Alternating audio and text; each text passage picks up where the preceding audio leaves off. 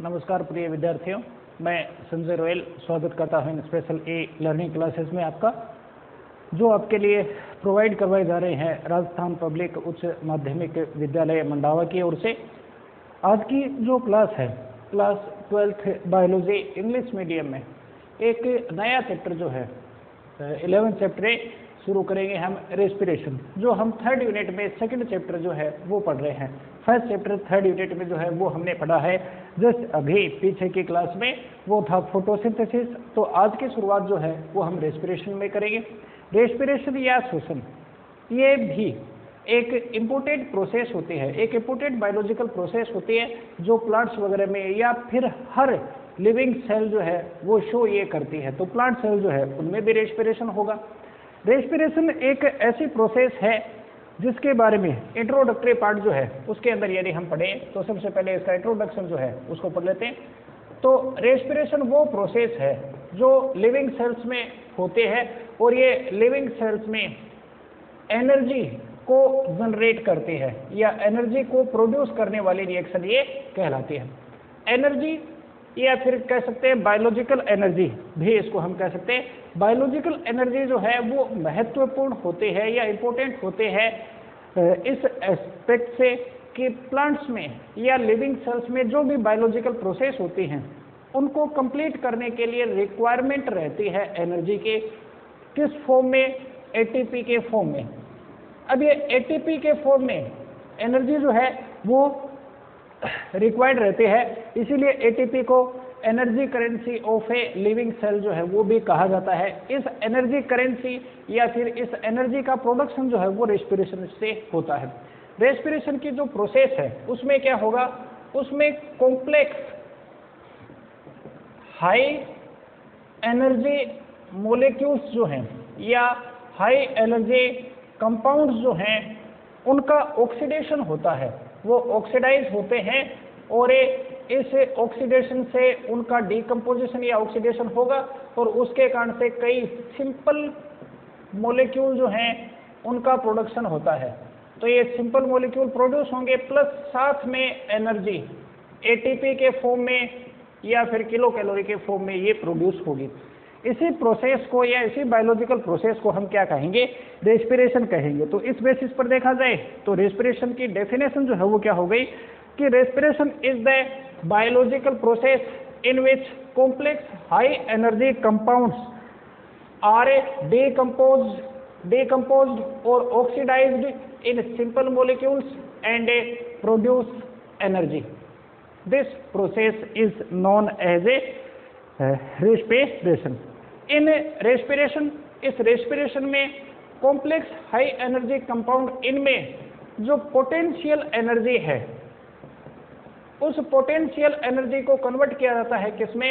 ATP में, जो फिर मसल्स वगैरह के अंदर काम में आती है, यानी काइनेटिक एनर्जी में ये कन्वर्ट होती है। तो रेस्पिरेशन वो प्रोसेस हो गई। Respiration is process in which potential energy converts into kinetic energy, जिसमें पोटेंशियल एनर्जी को काइनेटिक एनर्जी में कन्वर्ट किया जाता है। तो ये जो प्रोसेस है वो क्या हो गई?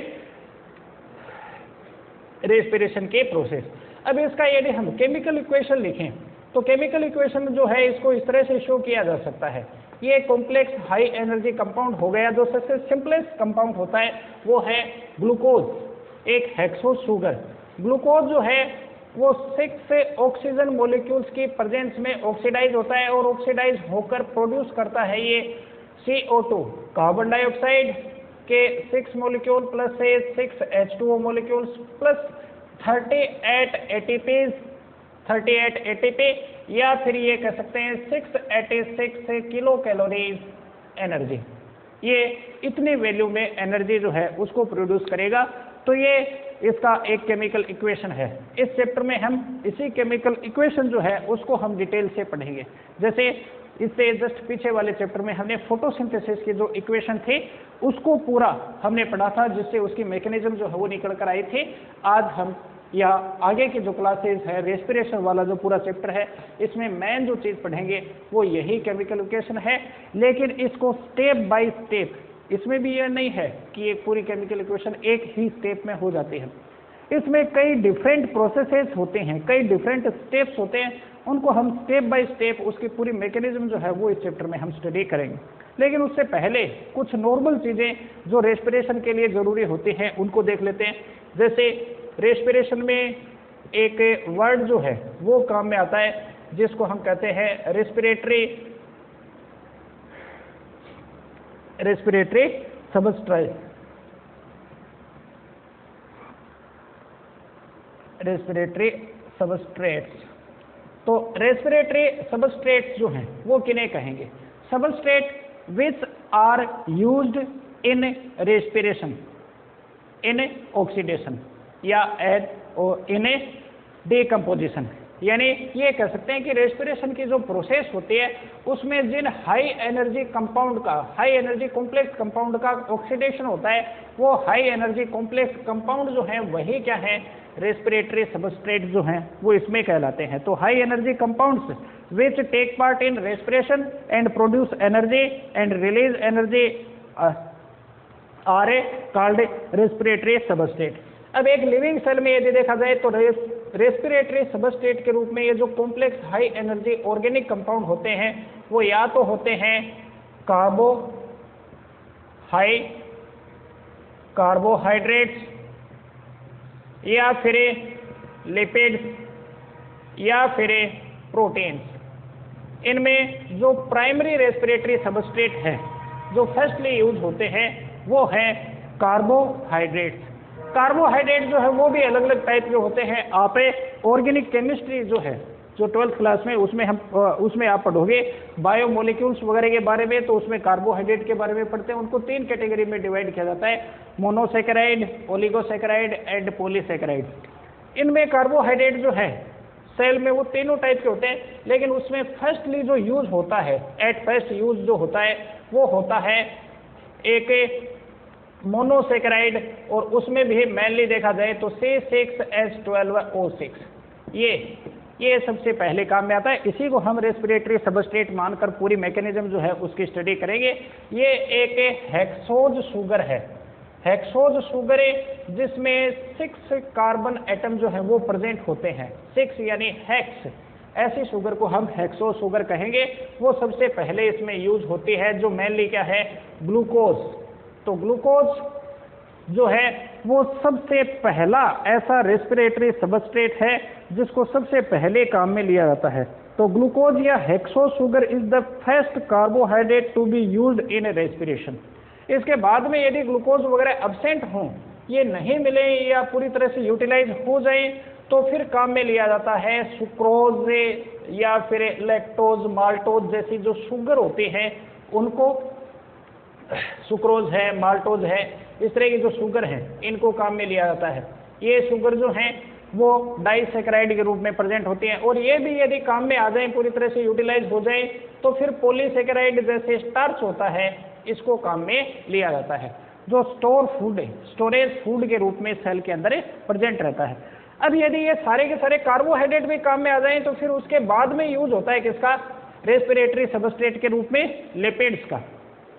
और लिपिड भी यदि काम में आ जाए तो फिर लास्ट वन यानी थर्ड रेस्पिरेटरी सबस्ट्रेट के रूप में, टर्सरी रेस्पिरेटरी सबस्ट्रेट के रूप में यूज जो है वो होगा किनका?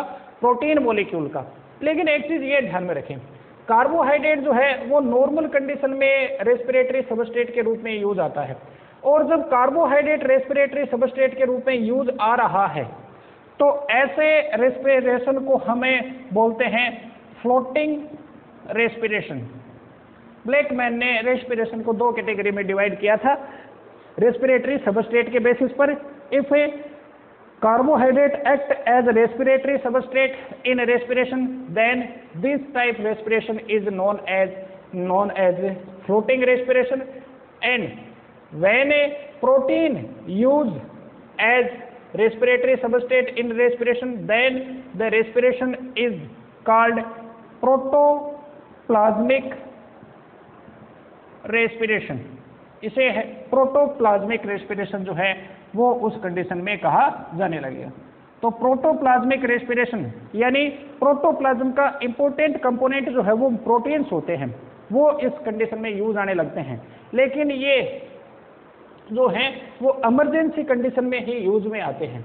इमरजेंसी कंडीशनें जिनमें यूँ कह सकते हैं जैसे बीमारी हो कोई, तो डिजीज कंडीशन जो है इनके अंदर इनका यूज किया जाएगा, या फिर स्टारवेशन जो एनिमल्स में भूखा रहने पर होता है, उपवास जिसको हम कह सकते हैं, उन कंडीशन के अंदर इसका उपयोग जो है ये प्रोटोप्लाज्मिक रेस्पिरेशन जो है वो शो करने लगते हैं लिविंग सेल नॉर्मली। लेकिन देखा जाए तो लिविंग सेल जो है उनमें फ्लोटिंग रेस्पिरेशन ही होता है, जिसमें सबस्ट्रेट के रूप में यूज आता है क्या, ग्लूकोज। तो यहाँ पर हमें ग्लूकोज को ही रेस्पिरेटरी सबस्ट्रेट मानते हुए आगे का ये जो पूरा चैप्टर है इसको हमें पढ़ेंगे। अब इसमें हमें रेस्पिरेशन की पूरी मैकेनिज्म पढ़ें, उससे पहले हम टाइप ऑफ रेस्पिरेशन जो है उसकी स्टडी करते हैं। रेस्पिरेशन की जो डेफिनेशन है उसमें हमने ये पढ़ा कि इसमें रेस्पिरेटरी सबस्ट्रेट जो हैं वो ऑक्सीडाइज होते हैं या डीकम्पोज होते हैं सिंपल कंपाउंड्स में या सिंपल मॉलिक्यूल्स में और प्रोड्यूस करते हैं एनर्जी। लेकिन ये जो सिंपल कंपाउंड है इनका ऑक्सीडेशन या डीकम्पोजिशन इनका होता है वो किस टाइप से हो, किस प्रकार से हो, उसके बेसिस पर ये रेस्पिरेशन जो है वो दो टाइप का होता है। लेकिन दोनों टाइप को हम अलग अलग डिटेल में स्टडी करें उससे पहले रेस्पिरेशन को शो करने के लिए एक लाइनियर डायग्राम जो है वो बनाया जाता है, उसको हम देखते हैं। पहले इसमें रेस्पिरेटरी सबस्ट्रेट के रूप में हम यूज ले रहे हैं first primary respiratory substrate glucose जिसमें 6 कार्बन एटम जो है वो प्रेजेंट हैं। सबसे पहले इसका डीकम्पोजिशन या इसका ऑक्सीडेशन होगा और ये प्रोड्यूस करेगा, एक ग्लूकोज मॉलिक्यूल जो है वो प्रोड्यूस करेगा 2 पायरुविक एसिड के मॉलिक्यूल। पायरुविक एसिड ये होता है CH3 C double bond O COOH, इसका ये प्रोडक्शन करता है। और ये जो प्रोसेस है ये प्रोसेस एक सेल में यदि हम देखें कहाँ पर होगी, जैसे ये मान लें एक सेल है, इस सेल में बाहर की तरफ है सेल वाल, अंदर है सेल मेम्ब्रेन, अंदर की तरफ है प्रोटोप्लाज्म या साइटोप्लाज्म में, इस साइटोप्लाज्म में एक न्यूक्लियस और अदर साइटो ऑर्गेनेल्स जैसे माइटोकॉन्ड्रिया वो प्रेजेंट हैं। तो ये साइटोप्लाज्म है। इस साइटोप्लाज्म में ग्लूकोज जो है वो पहले पायरुविक एसिड में कन्वर्ट हो जाता है। तो ये प्रोसेस जो है वो साइटोप्लाज्म में हुई। उसके बाद में इस प्रोसेस को जिसमें ग्लूकोज का डिकम्पोजिशन पायरुविक एसिड में होता है इसको कहा जाता है ग्लाइकोलाइसिस। तो ग्लाइकोलाइसिस की प्रोसेस यहाँ पर हो गई और उससे पायरुविक एसिड का प्रोडक्शन हो गया। अब इसके बाद में पायरुविक एसिड जो है आगे इसका डिकम्पोजिशन है या इसका ऑक्सीडेशन होगा वो 2 टाइप से हो सकता है या इसके 2 अलग अलग पाथ हैं। एक वो पाथ जिसमें यूज होता है ऑक्सीजन का, यानी O2 प्रेजेंट हो या in the presence of A O2। तो एक पहला ये पाथ जिसमें O2 प्रेजेंट है और दूसरा वो पाथ है जिसमें O2 जो है वो अब्सेंट है। तो पहले O2 की प्रेजेंस में देखें, ऑक्सीजन जब प्रेजेंट होते हैं तो ये पायरुविक एसिड जो है वो कन्वर्ट हो जाता है एसिटाइल को एंजाइम A में। आगे इनको कैसे ये कन्वर्ट होता है पूरी इसकी जो मैकेनिज्म है उसको हम डिस्क्रिप्शन में पूरा डिस्क्रिप्टिव टाइप में पूरा हम आगे डिटेल स्टडी आगे पढ़ेंगे। एसिटाइल कोएंजाइम A का प्रोडक्शन होता है और एसिटाइल कोएंजाइम A जो है वो एटलीस्ट लास्ट में जाकर वो कन्वर्ट हो जाता है 6O2 + 6H2O + 38 ATPs which means 6 kilocalorie amount of energy। This step, ये जो स्टेप है वो कंप्लीट होता है कहाँ पर, साइटोप्लाज्म में नहीं होकर माइटोकॉन्ड्रिया में। तो ये जो स्टेप है वो माइटोकॉन्ड्रिया में होगा और माइटोकॉन्ड्रिया में ये ऑक्सीजन की प्रेजेंस में होता है ये स्टेप। अब इसके बाद में और इसे कहा जाता है एसिटाइल कोएंजाइम A का इसमें कन्वर्ट होना, इसे क्रेब्स साइकिल कहा जाता है। क्रेब्स साइकिल की पूरी प्रोसेस जो है वो भी हम आगे डिटेल में पढ़ेंगे। दूसरा जो है यदि पायरुविक एसिड का ऑक्सीडेशन O2 के एब्सेंट में हो, ऑक्सीजन के एब्सेंस में हो या डीकम्पोजिशन ऑक्सीजन के एब्सेंस में हो, तो उस कंडीशन में वो डायरेक्ट ही कन्वर्ट हो जाती है या तो पायरुविक एसिड का कन्वर्जन होता है, जिसमें 3 कार्बन कंपाउंड है, ये कन्वर्ट होता है C2H5OH एल्कोहल इसमें, या और साथ में प्रोड्यूस होता है दो मॉलिक्यूल इनके बनते हैं, 2 मॉलिक्यूल CO2 कार्बन डाइऑक्साइड और 2 molecules of alcohol occurs in this step. और या फिर दूसरा टाइप ये हो सकता है जिसमें ये पायरुविक एसिड जो है वो कन्वर्ट हो जाए ऑर्गेनिक एसिड्स में। मेनली यदि देखा जाए तो लैक्टिक एसिड जो है इसका प्रोडक्शन है इसमें होगा। तो कोई भी ऑर्गेनिक एसिड बन सकता है, खासतौर से लैक्टिक एसिड। ये ये जो है वो प्रोडक्ट के रूप में प्रोड्यूस होंगे और साथ में एटीपी, 2 एटीपी केवल जो है वो इसके अंदर मिलेंगे, which means 58 kilo calorie amount of energy is produce in the oxidation of pyruvic acid in the absence of O2। ये इस बेसिस पर देखा जाए तो यही जो है वो रेस्पिरेशन की पूरी प्रोसेस है। ये पूरा चार्ट जो है इसी की डिटेल स्टडी जो है वो हम इस पूरे चैप्टर के अंदर करेंगे। इसमें ये जो पार्ट है इसका वो तो ऑक्सीजन की प्रेजेंस में हो रहा है, इसलिए इसको कहेंगे हम ऑक्सीडेटिव, या एयर की प्रेजेंस में ये होता है। एयर मीन्स यहाँ पर है ऑक्सीजन, इसलिए इसको कहा जाता है एरोबिक रेस्पिरेशन। तो ये जो टाइप है वो हो गया aerobic respiration, and this type of respiration occurs in the absence of air, या in the absence of O2, so it is known as anaerobic respiration। तो ये 2 टाइप जो हैं वो इनके हो गए। इन्हीं को हम डिटेल में आगे जो है वो पढ़ेंगे, डिटेल स्टडी जो है वो पढ़ेंगे खास तौर से एरोबिक रेस्पिरेशन की। लेकिन पहले इस चैप्टर में जैसे क्वेश्चन वगैरह पूछे जाते हैं उसमें इनका तुलना, कंपैरिजन बिटवीन या compare between aerobic and anaerobic respiration, इस तरह का क्वेश्चन जो है वो पूछ लिया जाता है। तो इस कंपैरिजन को जो है वो थोड़ा सा ध्यान में रखोगे। तो पहले हम बात करते हैं एरोबिक रेस्पिरेशन और दूसरी तरफ लिखते हैं एनाएरोबिक रेस्पिरेशन। फर्स्ट वन, सबसे पहले एरोबिक रेस्पिरेशन जो है वो है it occurs in the presence of O2, और ये occurs in the absence of O2।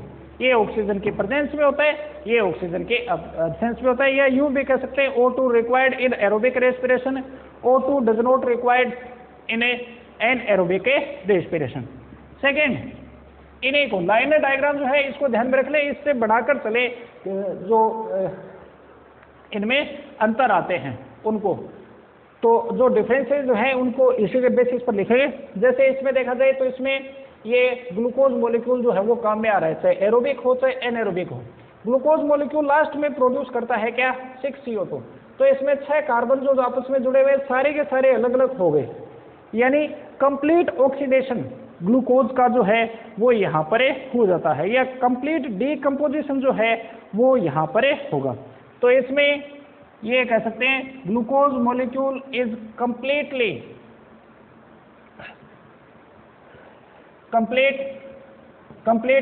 Oxidise, या यूँ कह सकते हैं कि complete oxidation of a glucose occurs in aerobic respiration and incomplete in aerobic respiration, incomplete oxidation या decomposition of a glucose occurs। इसमें कंप्लीट ऑक्सीडेशन होता है, इसमें इनकम्प्लीट ऑक्सीडेशन होता है। उसके बाद में जो एनर्जी प्रोड्यूस हो रही है उस पे आए, एनर्जी अमाउंट जो है वो कितने है in ATP unit, 38 ATPs are produced in aerobic respiration and only 2 ATPs are produced in anaerobic respiration, या in the kilocalorie unit 6 6 kilo calorie amount of energy produced in aerobic respiration, only 58 kilocalorie amount of energy produced in anaerobic respiration. इसके अलावा बात करें and product के, तो and product जो है वो कौन से हैं यहाँ पर? एंड प्रोडक्ट से are in aerobic respiration are CO2 plus H2O, carbon dioxide और H2O, वाटर मॉलिक्यूल्स जो है वो प्रोड्यूस होते हैं। और इनमें जो है वो देखें एंड प्रोडक्ट ये है, एल्कोहल या एथेनॉल भी बोलते हैं, C2H5OH एंड CO2, और या तो ये बनेंगे या फिर क्या बनेंगे, ऑर्गेनिक एसिड, ये एंड प्रोडक्ट के रूप में यहाँ पर प्रोड्यूस होते हैं। इसके अलावा और अंतर की बात करें तो इसमें इन जो स्टेप हैं उन्हें स्टेप को देखें। स्टेप यहाँ पर हो रहे हैं ग्लाइकोलाइसिस, क्रेब्स साइकिल। ये ग्लाइकोलाइसिस जो है वो कहाँ हुआ? साइटोप्लाज्म में। क्रेब्स साइकिल जो है वो कहाँ हुआ? माइटोकॉन्ड्रिया में। तो ये अलग अलग साइट में होते हैं। तो यहाँ पर ये कह सकते हैं कि aerobic respiration occurs in cytoplasm and mitochondria, या पूरा डिस्क्रिप्शन में यदि हम दिखाएं तो ये कह सकते हैं कि the process of glycolysis occurs in cytoplasm and Krebs cycle occurs in mitochondria in aerobic respiration and in anaerobic respiration all the process are only in a cytoplasm, या complete anaerobic respiration processes are occurs in a cytoplasm. ये हो गया। इसके अलावा ये कौन सी sales में होता है या कौन से ऑर्गेनिज्म में होता है उसके बेसिस पर देखें तो उसके बेसिस पर भी इसमें अंतर बनता है। इसके बेसिस पर देखें तो यहाँ पर इसको हमें ये कह सकते हैं कि all living cells, mostly all living cells जो है उनमें देखा जाए तो एरोबिक रेस्पिरेशन जो है वो मिलेगा, जबकि इनमें यदि देखा जाए तो ज़्यादातर ये मिलता है या तो फंजाई में, फंगस जो होते हैं उनमें, या फिर बैक्टीरिया जो हैं इनमें, या फिर कुछ जर्मिनेटिंग सीड्स वगैरह जो होते हैं उनके अंदर ये मिलता है। अब इनका एरोबिक और एनाएरोबिक रेस्पिरेशन जो है इनका एक केमिकल इक्वेशन जो है वो भी हम लिख सकते हैं। Chemical equation of aerobic respiration is as C6H12O6 plus 6O2 oxidize and produce 6CO2 plus 6H2O plus 38 ATP। ये तो है एरोबिक रेस्पिरेशन। दूसरी तरफ हम बात करते हैं एनाएरोबिक रेस्पिरेशन की, वो ये है C6H12O6 in the absence of O2, O2 इसमें एब्सेंट रहेगी, प्रोड्यूस करेंगे 2C2H5OH plus 2CO2 plus only 2 ATPs, या फिर और दूसरी कंडीशन में प्रोडक्ट के रूप में ये भी लिख सकते हैं 2 molecules of a lactic acid and 2 ATPs। ये है एनाएरोबिक, ये है एरोबिक रेस्पिरेशन। तो इनको ये चार्ट जो है इसको ध्यान में रख लें, इसको आगे डिटेल में हम स्टडी जो है वो इसी चैप्टर के अंदर करेंगे। तो ये रेस्पिरेशन जो है इसके दो टाइप हो गए, anaerobic respiration and this is aerobic respiration and it is anaerobic respiration. अब इसके बाद में हम बात करते हैं रेस्पिरेशन साइट की। रेस्पिरेशन साइट की यदि हम बात करें तो रेस्पिरेशन साइट या रेस्पिरेटरी साइट वो साइट जहाँ पर लिविंग सेल में रेस्पिरेशन की प्रोसेस जो है वो कंप्लीट होती है। अब यहाँ पर हम मेनली देखें तो एरोबिक रेस्पिरेशन जो है उसी के बारे में पढ़ेंगे और साइट वगैरह उसी के बेसिस पर हम कंसल्ट करेंगे। तो रेस्पिरेटरी साइट, इसको हम देखें रेस्पिरेटरी साइट, ये एक छोटा सा टॉपिक इसमें और आता है, इसको भी ध्यान में रख लें। एग्जाम के लिहाज से तो नहीं है, लेकिन आगे रेस्पिरेशन की पूरी कंप्लीट मैकेनिज्म जो हम पढ़ेंगे उस लिहाज से देखा जाए तो रेस्पिरेटरी साइट जो है इसको समझना जो है वो जरूरी है।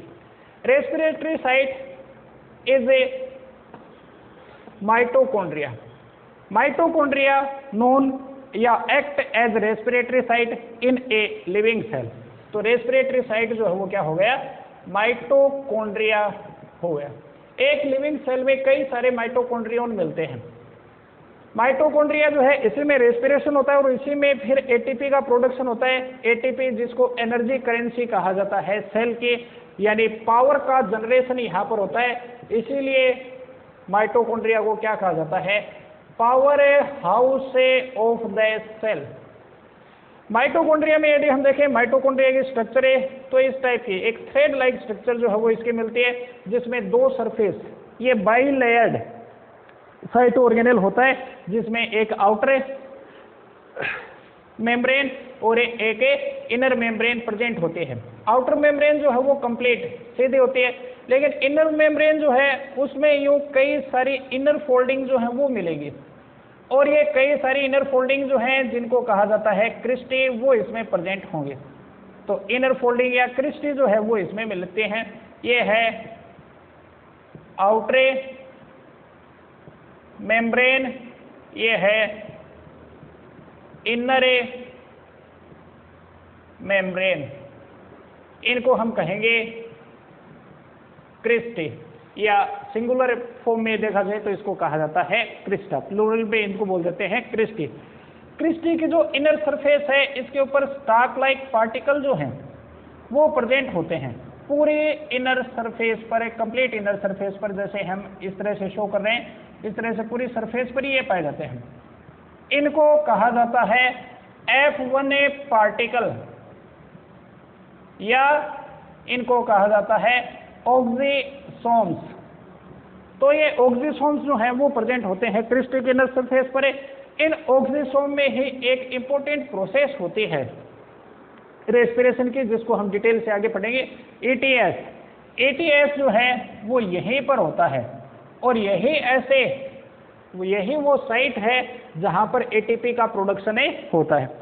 अंदर का ये जो पार्ट है माइटोकॉन्ड्रिया का, इसको कहा जाता है मैट्रिक्स। इस मैट्रिक्स में वाटर मॉलिक्यूल, उसके अलावा राइबोसोम, डीएनए, आरएनए जो है वो प्रेजेंट होते हैं।